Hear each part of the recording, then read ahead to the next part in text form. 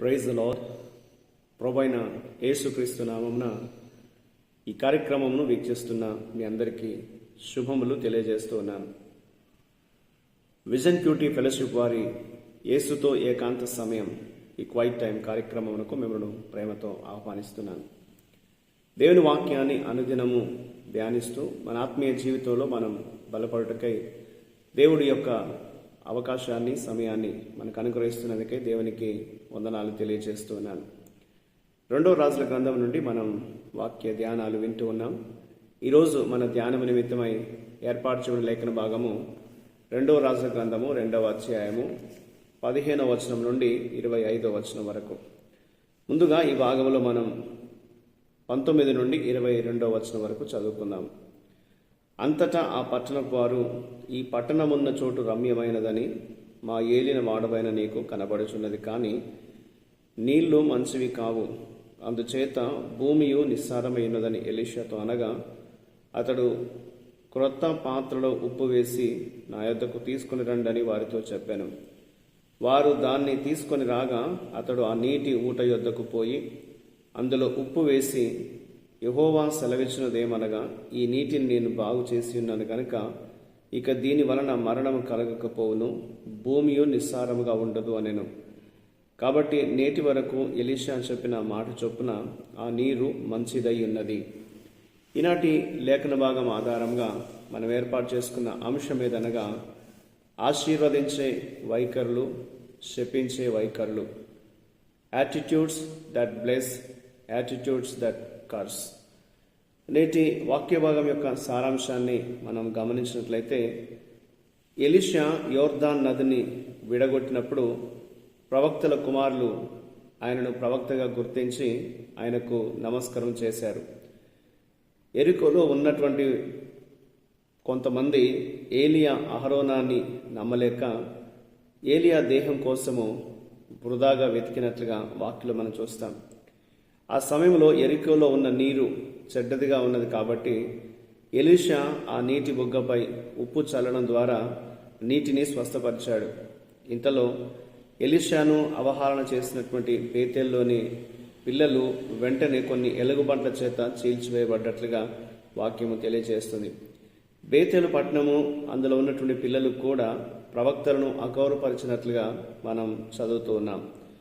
ఈ భాగంలో దేవుడు ఎవరు అని మనం ఆలోచిస్తున్నట్లయితే 15 నుండి 25 వచనాల్లో దేవుడు ఆశీర్వాదాలు మరియు శాపాలపైన సార్వభౌమాధికారి. ఆయన ఆశీర్వదించగలిగినటువంటి దేవుడిగా ఉన్నట్లు వాక్యం మనకు జ్ఞాపకం చేస్తుంది. యెరికోలో ప్రజలు దేవుని అధికారాన్ని గుర్తించారు కాబట్టి ఆయన ఎలీషా ద్వారా నీటిని స్వస్థపరిచి వారిని దీవించినట్లుగా మనం చూస్తాం.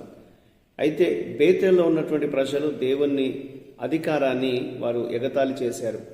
ఎలీషా ప్రవక్తను వారు అపహాస్యం చేశారు కాబట్టి ఆయన అపహాస్యం చేసినటువంటి ఆ పిల్లల్ని శిక్షించినట్లుగా నేటి వాక్య భాగం తెలియజేస్తుంది. కాబట్టి ఈరోజు మనం ఆలోచించవలసినటువంటి విషయం ఏదనగా, మనం దేవునికి భయపడుతూ ఆయన్ని గౌరవించేవారుగా ఉన్నామా, ఆయన అధికారాన్ని గుర్తిస్తున్నామా అనేది మనం ఆలోచన చేయాలి. ఎవరైతే దేవుని అధికారాన్ని గుర్తిస్తారో, దేవుని అధికారానికి లోబడతారో వారు దీవించబడతారు. ఎవరైతే దేవుని అధికారాన్ని గుర్తించక దేవుని అగౌరవపరుస్తారో వారు శిక్షించబడతారు అనేది లేఖనం మనకు జ్ఞాపకం చేస్తుంది. ఇందులో మనం నేర్చుకునే పాఠం మనం గమనించినట్లయితే 23 నుండి 24 వచనాల్లో పిల్లలు పెద్దలకు అద్దం పడతారని చెప్పబడినట్లే దేవుని పట్ల తర్వాత తరానికి ఉన్నటువంటి దృక్పథము సమాజం యొక్క విశ్వాసానికి కొలమానంగా ఉంటుంది. బేతేల్లో ఉన్నటువంటి పిల్లలు ఎలీషాను ఎగతాళి చేయడాన్ని బట్టి అందులోని ప్రజలు దేవుణ్ణి ఎంత అగౌరవపరిచారో, వారు ఎంత విగ్రహారాధన చేస్తున్నారో అది చూపిస్తుంది. కాబట్టి ఆ యొక్క పట్టణాన్ని, అందులో ఉన్నటువంటి ప్రజల్ని ఎలీషా శిక్షించడానికి అవకాశం తీసుకున్నట్లుగా కనిపిస్తుంది. కాబట్టి ఈ రోజున మనందరం కూడా మన తర్వాత తరంలో ప్రతిబింబించే విధంగా దేవుని పట్ల మన వైఖరి ఎలాగుందో మనం ఆలోచన చేయాలి. ఈ రోజున మనం దేవుని పట్ల సరి అయినటువంటి విధానంలో జీవించినట్లయితే తర్వాతి తరానికి మనం మాదిరిని చూపించిన వారం అవుతాం. తర్వాతే వచ్చేటువంటి ఆ తరాన్ని దేవునిలో నిలబెట్టిన వాళ్ళం అవుతామనేది దేవుడు మనకు ఈ లేఖనాన్ని బట్టి జ్ఞాపకం చేస్తున్నాడు. కాబట్టి ఈ రెండు పట్టణాలని మనం గమనించినట్లయితే యెరికో దేవుని ఆశీర్వాదాలను పొందినటువంటి పట్టణముగా మనకు అనిపిస్తుంది. అలాగే బేతేలు దేవుణ్ణి అగౌరవపరిచినటువంటి పట్టణంగా కనిపిస్తుంది. కాబట్టి ఈ రోజున మనం దేవుని చేత దీవెనలు పొందేటువంటి వారుగా, దేవుడిచ్చేటువంటి ఆశీర్వాదానికి పాత్రులుగా, అందుకు తగినటువంటి విశ్వాసం కలిగి విధేయత కలిగి మనం జీవించాలి అనేది దేవుడు మనకి లేఖనాన్ని బట్టి జ్ఞాపకం చేస్తున్నాడు. మనం దేవుణ్ణి గుర్తించగలిగితే, ఆయన సార్వభౌమ అధికారాన్ని మనం గమనించి దేవునికి లోబడగలిగితే మన జీవితాల్లో దేవుని కృపకు పాత్రలంగా నిలబడతాం. దేవుడు మనల్ని దీవిస్తూ ఉంటాడు. ఒకవేళ మనం దేవుణ్ణి గుర్తించకుండా ఆయన అగౌరవపరిచేటట్లుగా జీవించినట్లయితే మనం శిక్షించబడతామనేది ఈ లేఖన భాగం మనకు జ్ఞాపకం చేస్తుంది. కాబట్టి దేవుని ఆశీర్వాదాలు పొందే వారంగా మనం దేవునికి లోబడుతూ ఆయన మార్గంలో సాగిపోతూ ప్రభువును మనం గణపరచాలి అనేది దేవుడు మనకు ఈ వాక్యాన్ని బట్టి జ్ఞాపకం చేస్తున్నాడు. ఆయన అధికారాన్ని గౌరవిస్తూ మన అనుదిన జీవితంలో మనం జీవించాలి అనేది బైబిల్ మనకు జ్ఞాపకం చేస్తుంది. ఆ రీతిగా మన అనుదిన జీవితంలో దేవుని యొక్క సార్వభౌమ అధికారాన్ని గుర్తిస్తూ ఆయన మాటకు విధేయత చూపిస్తూ విశ్వాస మార్గంలో మనం నడుస్తూ మనం దీవెనలు పొందే విధంగా దేవుడు మనకు సహాయం చేయనట్లు దేవుని మనం ప్రార్థన చేద్దాం.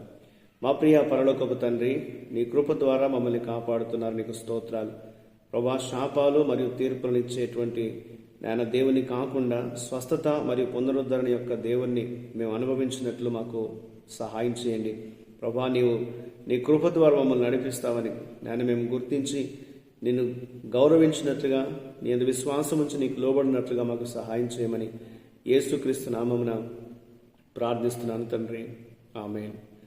ప్రియులారా, మీరు సమయం తీసుకొని ఈ యొక్క వాక్య భాగాన్ని, ఈ ధ్యానాన్ని విన్నందుకు మీకు ప్రత్యేకమైనటువంటి వందనాలు. ప్రతిరోజు మీకు అందించబడుతున్న ఈ అనుదిన ధ్యానాలు మీకు మేలుకరంగా ఉన్నట్లయితే మీ యొక్క అనుభవాన్ని మాతో పంచుకోవాలని కోరుతూ ఉంటున్నాను. ప్రభు కృప మనకు ఎల్లప్పుడూ తోడయుండి కాపాడును గాక. ఆమేన్.